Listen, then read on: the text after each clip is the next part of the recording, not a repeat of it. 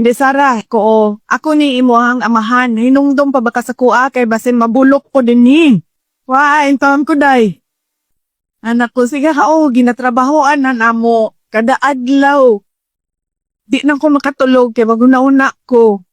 Unsaon ko ni kidnap dito sa Hague. Nya, nangotanak ko sa iya ha. Doon na ba kay mga gibati? 80 anyos na ba yain taon to siya? Uy, sakit na yan tuhod, sakit na yan likod, mga anak, mga gibati sa mga senior citizen. Anak ko, kantong sakit sa imo uno, kanang imuhang bikong sa tiil, ko ireklamo na sa doktor na baka gibati. So, mo ko gibati, pero sakit ang ako ang dughay. Nagsakit ang ako ang kasing-kasing. Nagsakit mong kasing-kasing, ingna ang doktor dingha, na ay doktor dingha gabantay sa hospital. Ingna siya nga nagsakit imuhang dughan. Yan na siya nagsakit akong dughan kay namawala ako ang mga girlfriend.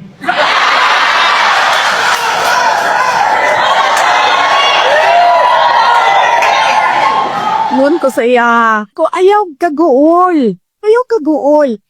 Suntian ta ka, na ay duha ka girlfriend mo dingha nasa gawas sa kulong nga gahulat nga makagawas ka. Ingko gaaway pagadi sila kung kinsay pwede mo sulod o mabisita nimo. Tinuod ka day? Tuol lagi. Naading ha. Ipamanlan pa nako. Naaskuan, naskuan. Nyaningon siya. Miapil mo hang mama sa ila kaaway sa ako aday?